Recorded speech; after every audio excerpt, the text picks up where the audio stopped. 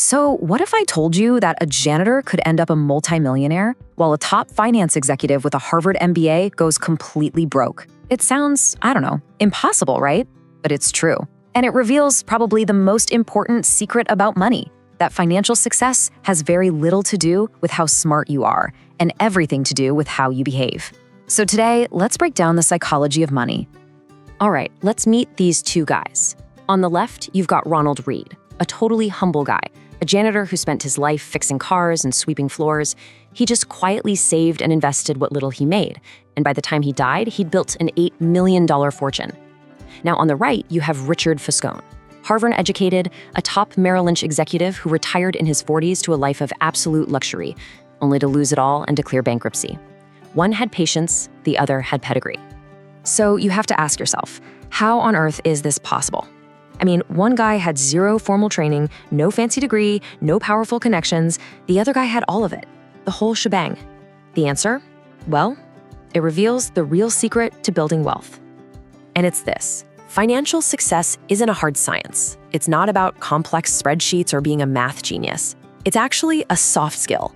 It all comes down to behavior. This quote from Morgan Housel's book really says it all, doesn't it? Doing well with money has a little to do with how smart you are and a lot to do with how you behave. You can be a certified genius, but if you lose control of your emotions, you can be a total financial disaster. On the other hand, a completely ordinary person with just a few key behavioral skills can end up incredibly wealthy. You know, we're all taught to think about money like it's physics, with these strict rules and laws. But it's not like that at all. It's psychology, and it's messy, guided by our emotions. Ronald Reed, the janitor, was patient. Richard Foscone, the executive, was greedy. And that gap in their behavior was way more powerful than any gap in their education. So to get a handle on our own behavior, we first have to understand that every single one of us has a completely unique money story. And because of that, no one is actually crazy when it comes to their financial decisions. Just think about your own life for a second. Your personal experiences with money, maybe you grew up during a recession, or maybe you saw your parents struggle with spending, that stuff feels way more real and true than any advice you'd read in a textbook. These tiny personal experiences, no matter how small they seem, literally form the foundation of how you see the financial world. And check this out. This chart shows just how powerful this is. If you were born in 1970, you would have seen the stock market grow by 1,000% during your teens and 20s. So what did you learn? Stocks are amazing. But if you were born just 20 years earlier, in 1950, you saw the market go absolutely nowhere for decades. Your lesson? Stocks are a super risky gamble. It's the exact same market, but two people can come away with completely different realities. So that person you see buying a lottery ticket when they can barely afford their rent, it might look totally crazy to you, but to them, based on their life, maybe they feel like they're just buying the only tangible dream they have. The point is, we all make decisions that make perfect sense to us at that moment, based on our own unique story. But you know, our stories aren't just shaped by our experiences. They're also massively influenced by two forces we just can't control: luck and its twin sibling, risk. I mean, think about Bill Gates. He had 1 in a million luck. Back in 1968, he just happened to go to one of the only high schools in the entire world that had a computer. He even said it himself: no Lakeside, no Microsoft.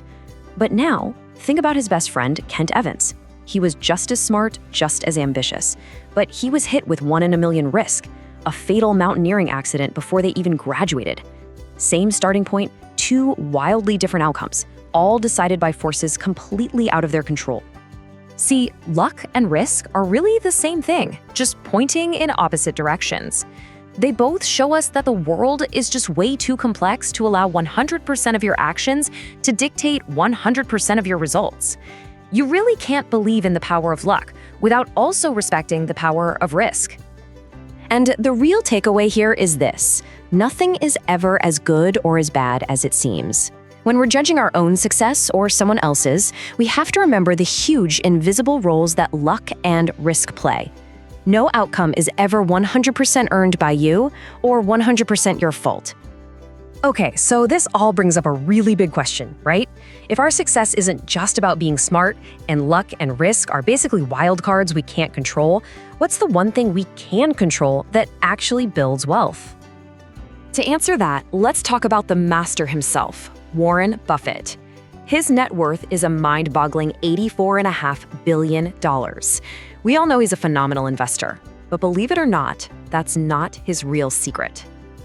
Okay, get this. Of that $84.5 billion, an absolutely staggering $84.2 billion of it was accumulated after his 50th birthday. In fact, over $81 billion of his fortune came after he was old enough to get Social Security benefits. Just let that sink in for a minute. His skill is investing, sure, but his real secret is time. Buffett has been a phenomenal investor for 3/4 of a century. It's not about earning the absolute highest returns, which are usually just one-off hits anyway. It's about earning pretty good returns that you can stick with for the longest possible time.